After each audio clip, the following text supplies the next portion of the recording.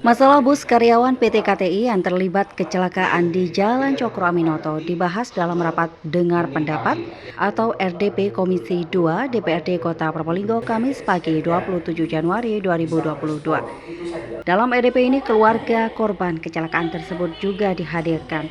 Nah, kakak ipar korban curhat sekaligus meminta pertanggungjawaban kepada vendor dan PT KTI.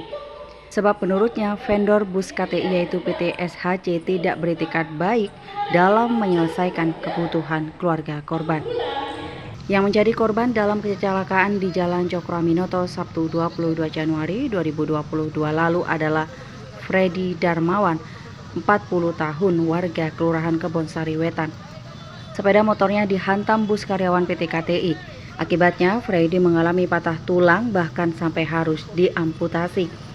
Dalam RDP Komisi 2, korban diwakili kakak iparnya yaitu Siti Latifah bersama suaminya. Siti Latifah mengatakan bahwa vendor bus PT KTI pasca kecelakaan itu hanya melihat. Padahal keluarga Freddy Darmawan kebingungan membayar uang pengobatan di RSUD Dr. Muhammad Saleh. Bahkan ketika hendak dirujuk ke rumah sakit di Surabaya, keluarga korban kembali kebingungan karena ada tagihan bayar ambulans. Siti Latifah mengatakan pihak vendor yang saat itu berada di RSUD hanya melihat, tidak ada itikat untuk menolong. Karena itu ia meminta pertanggungjawaban kepada vendor dan PT KTI agar membantu biaya kehidupan istri korban dan biaya operasi patah kaki korban. Itu nggak ada ya, niat hati sebagai vendor itu gimana gitu loh, maksud saya gitu loh. Ya kan, sedangkan istrinya itu ke Surabaya, biaya juga gitu loh. Nah, kemarin itu aja membayar ambulans itu 1.300.000. Itu nggak punya uang dia. Gitu.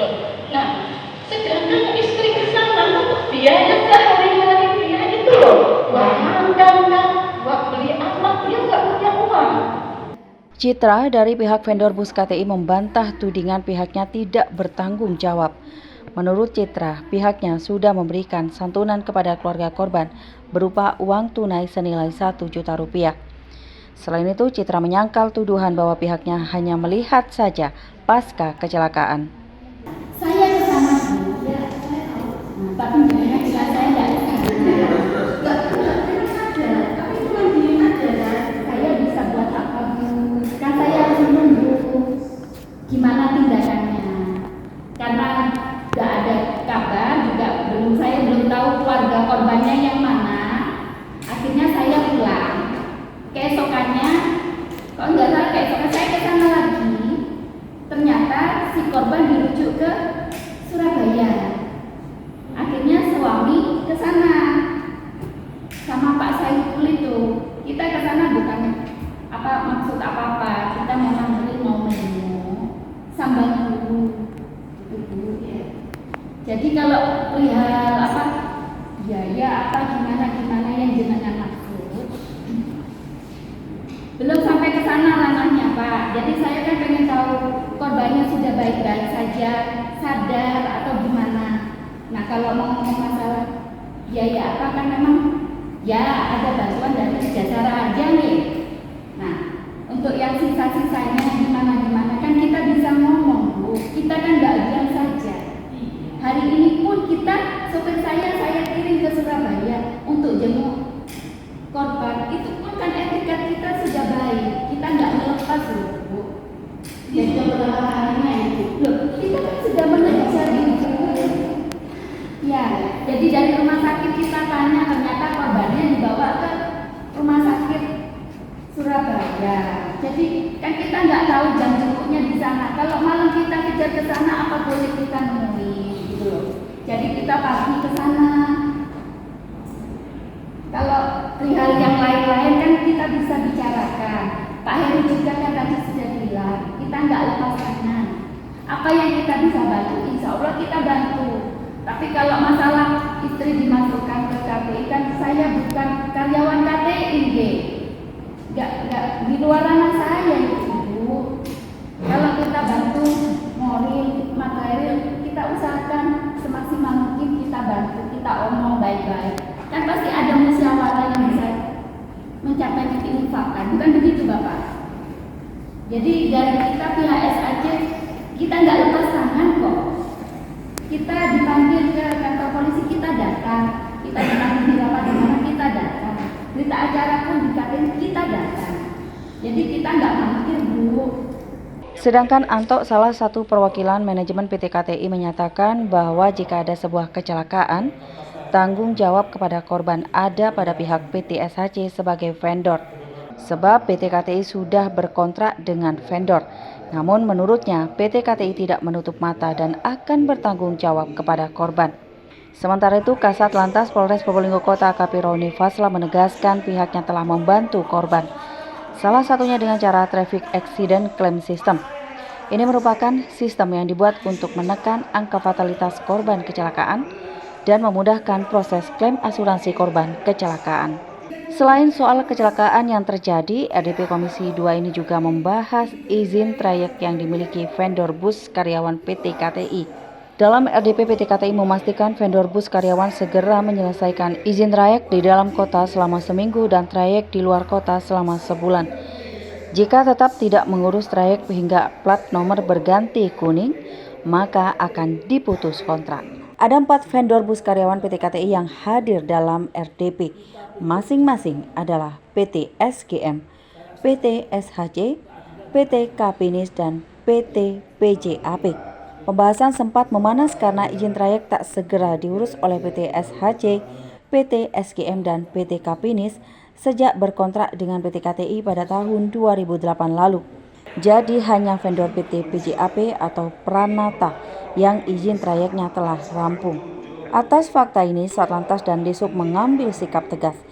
Jika izin tidak segera diselesaikan, maka bus tak berizin akan ditindak dengan cara tilang.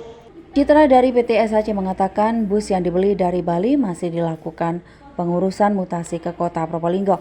Baru ada 4 bus yang selesai izinnya. Dengan begitu, pihaknya terkendala jika izin harus diselesaikan selama seminggu. Ia malah berharap ada yang bisa merekomendasikan dari Satlantas atau Dishub agar dapat mempercepat perizinannya. Namun, Kasat Lantas Polres Probolinggo Kota AKP Roni Fasla menyatakan tidak bisa menolerir bila izin trayek tidak segera diselesaikan. Ia mewanti-wanti akan menindak tegas.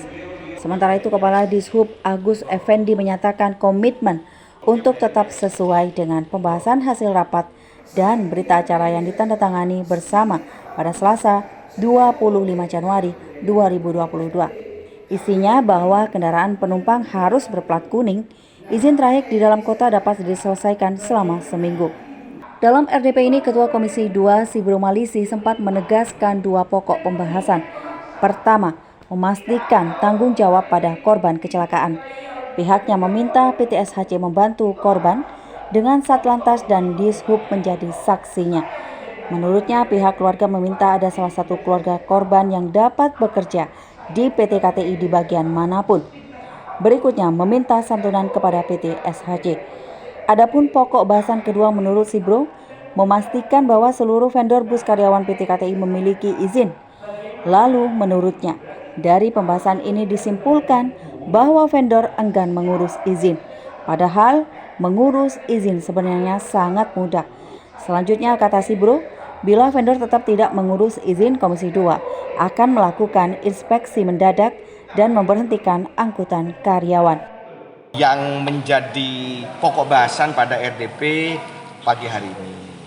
Yang pertama adalah memastikan keberlangsungan korban kecelakaan. Makanya kami minta tadi agar ada upaya yang dilakukan oleh PT SHC untuk membantu korban.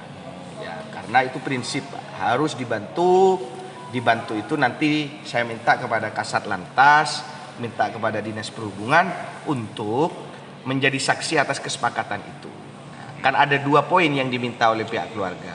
Pertama adalah bagaimana sekiranya salah satu kerabat atau istrinya dapat bekerja di KTI di bagian manapun, karena yang bersangkutan memiliki tanggungan setiap bulan.